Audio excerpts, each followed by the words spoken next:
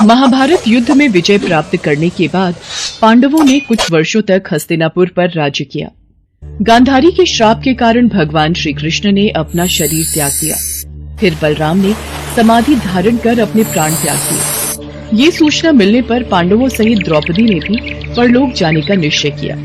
स्वर्ग की यात्रा पर निकलने से पहले युधिष्ठिर ने युयुत्सु को संपूर्ण राज्य की देखभाल का भार सौंप दिया। अभिमन्यु पुत्र परीक्षित को हस्तिनापुर नरेश और कर्ण पुत्र वृषकेतु को इंद्रप्रस्थ नरेश घोषित कर पांडव मोक्ष प्राप्ति के लिए निकल पड़े। परंतु हस्तिनापुर से निकलने के बाद रास्ते में पांडवों के साथ एक कुत्ता भी उनके साथ चलने लगा। ये देख अर्जुन, भीम, नकुल, सहदेव को बड़ा ही आश्चर्य हुआ।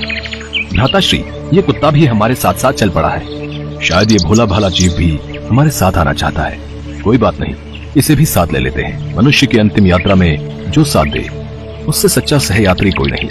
फिर पांडव भगवान शिव की स्तुति कर आगे बढ़ते हैं। केदारनाथ में पांडवों पर प्रसन्न होकर भगवान शिव उन्हें दर्शन देते हैं। हे भोलेनाथ, हे भंडारी, स्वर्ग का मार्ग बताने में हमारी सहायता कीजिए। स्वर्ग तक का मार्ग तय करने के लिए हर भाव, हर अवगुण, हर शक्ति, सब कुछ त्यागना होगा। जब मनुष्य में केवल पंच तत्व रह जाते हैं, आत्मा में चेतना और हृदय में धर्म रह जाता है, तो ही ये मार्ग दिखता है। भगवान शिव द्वारा बताए मार्ग पर पांचों पांडव द्रौपदी सहित अनेक तीर्थों, नदियों और समुद्रों की यात्रा करते करते आगे बढ़ने लगे और आगे का मार्ग दिखने लगता है। जैसे ही पांचों पांडव उस मार्ग पर आगे बढ़ते हैं, द्रौपदी की देह उसका साथ छोड़ देती है। द्रौपदी की मृत्यु के पश्चात भीम ने युधिष्ठिर से पूछा, भ्राताश्री, सभी लोगों में से पहले द्रौपदी ने ही अपनी देह को क्यों छोड़ा? द्रौपदी हम सभी में अर्जुन को अधिक प्रेम करती थी, इसलिए उसके साथ ऐसा हुआ। ऐसा कहकर युधिष्ठिर द्रौपदी को बिना देखे ही आगे बढ़ गए। चलते चलते इसके बाद नकुल की देह ने उसका साथ छोड़ दिया। भ्राताश्री, आज नकुल का साथ भी छूट गया। नकुल क्यों गिर पड़ा? भीम, नकुल को अपने रूप पर बहुत अभिमान था, इसलिए आज उसकी ये गति हुई। कुछ समय बाद सहदेव भी नीचे गिर पड़ा। तब भीम ने युधिष्ठिर से उसके गिरने का कारण पूछा। भ्राताश्री, सहदेव के गिरने का क्या कारण है? भ्राता भीम, सहदेव किसी को भी अपना जैसा श्रेष्ठ विद्वान नहीं समझता था, इसलिए आज उसके साथ ऐसा हुआ। सहदेव के बाद अर्जुन की देह ने उसका साथ छोड़ा। जब भीम ने युधिष्ठिर से इसका कारण पूछा, तो उन्होंने बताया कि अर्जुन को अपने पराक्रम पर अभिमान था। वो अहंकार को नहीं त्याग पाया, इसलिए वो अंत को प्राप्त हुआ। इतना कहकर युधिष्ठिर आगे चल पड़े। आगे बढ़ते हुए भीम और कुत्ता एक खाई में गिर पड़े।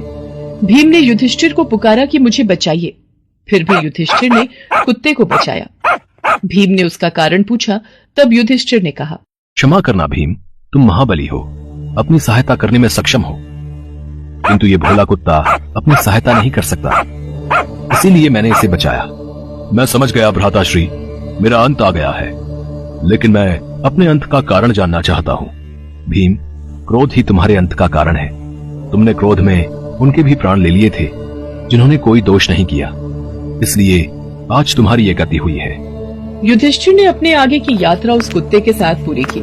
स्वर्ग के द्वार पर उन्हें यमराज मिले, जिन्होंने युधिष्ठिर से कहा, आप इस कुत्ते के साथ स्वर्ग में प्रवेश नहीं कर सकते।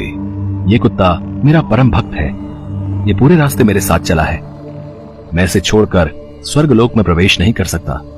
युधिष्ठिर की ये बात सुनकर उस काले कुत्ते ने अपना असली रूप धारण किया, जो धर्मराज यानी यमराज का रूप था। युधिष्ठिर, तुम काम, क्रोध, लोभ, मोह सबसे विरक्त रहे, इसीलिए तुम सशरीर स्वर्ग में प्रवेश कर पाए। तुम्हारे भाई और पत्नी अपने गुण, अवगुण और शक्ति का मद नहीं छोड़ पाए, इसीलिए वो यहाँ तक पहुँचने में असफल रहे। फिर धर्मराज युधिष्ठिर को स्वर्ग के अंदर ले गए। वहाँ उन्होंने कौरवों को तो देखा, लेकिन कहीं भी अपने भाई पांडव नजर नहीं आए। युधिष्ठिर को पता चला कि कर्ण समेत उसके सभी भाई नर्क में हैं। युधिष्ठिर ने धर्मराज से कहा, मेरे भाई तथा द्रौपदी जिस लोक में गए हैं, मैं भी उसी लोक में जाना चाहता हूँ। यदि आपकी ऐसी ही इच्छा है तो आप इस देवदूत के साथ चले जाइए, यह आपको आपके भाइयों के पास पहुँचा देगा। देवदूत युधिष्ठिर को ऐसे मार्ग पर ले गया जो बहुत ही दुर्गम और खराब था। उस मार्ग पर चारों ओर अंधकार फैला हुआ था। सभी ओर लाशें थी, जिससे दुर्गंध आ रही थी। लोहे की चोंच वाले कौवे और गिद्ध मंडरा रहे थे। वो असीपत्र नामक नरक था। वहां की दुर्गंध से तंग आकर युधिष्ठिर ने देवदूत से पूछा, हे देवदूत, कृपया करके बताइए, हमें इस मार्ग पर और कितनी दूर चलना है और मेरे भाई कहाँ हैं? यदि आप थक गए हैं तो हम पुनः लौट चलते हैं। युधिष्ठिर ने ऐसा ही करने का निश्चय किया, परंतु जब युधिष्ठिर लौट रहे थे तब उन्हें उनके भाइयों की आवाज सुनाई थी। तब युधिष्ठिर ने उस देवदूत से कहा, हे देवदूत, तुम पुनः देवलोक वापस लौट जाओ। मेरे यहाँ रहने से यदि मेरे भाइयों को सुख मिलता है तो मैं इस दुर्गम स्थान पर ही रहूंगा। यदि मेरे भाइयों ने अनीति की है तो उसका कारण मैं हूं। ज्येष्ठ होने के नाते मेरा कर्तव्य था कि मैं अपने भाइयों को उचित मार्ग दिखाऊं। मैं यहाँ से नहीं जाऊंगा। जहाँ मेरा परिवार रहेगा वहीं मेरे लिए स्वर्ग है। देवदूत ने सारी बात जाकर धर्मराज को बता दी।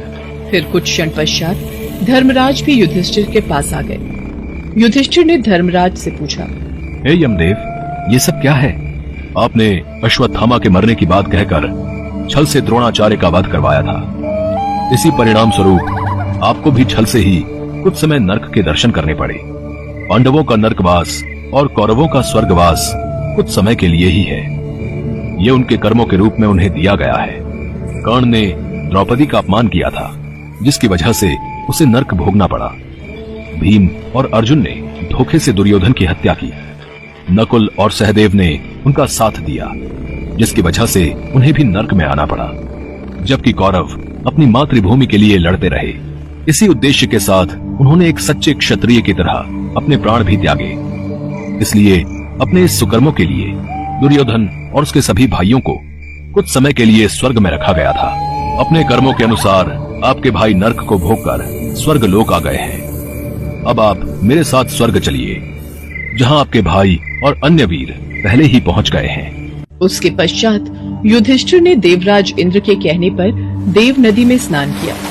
स्नान करते ही युधिष्ठिर ने मानव शरीर त्याग कर देव शरीर धारण कर लिया। इसके पश्चात युधिष्ठिर स्वर्गलोक में अपने चारों भाइयों से मिले। उन्होंने भगवान कृष्ण के दर्शन किए। युधिष्ठिर ने देखा कि अर्जुन भगवान कृष्ण के चरणों में बैठकर उनकी सेवा कर रहे हैं। युधिष्ठिर को आया देख भगवान कृष्ण और अर्जुन ने उनका स्वागत किया। उसके बाद युधिष्ठिर ने देखा कि भीम पहले की तरह ही अपना बलवान शरीर धारण किए वायुदेव के समक्ष बैठे हैं। कर्ण को सूर्य के समान रूप धारण किए देखा। नकुल और सहदेव को अश्विनी कुमारों के साथ देखा। फिर देवराज इंद्र ने युधिष्ठिर को बताया कि जो साक्षात देवी लक्ष्मी देख रहे हो, इन्हीं के अंश से द्रौपदी का जन्म हुआ था। इसके पश्चात देवराज इंद्र ने युधिष्ठिर को महाभारत में मारे गए सभी वीरों के बारे में विस्तार पूर्वक बताया। युधिष्ठिर अपने भाइयों और अपने सभी संबंधियों को स्वर्ग में देखकर बहुत खुश हुए।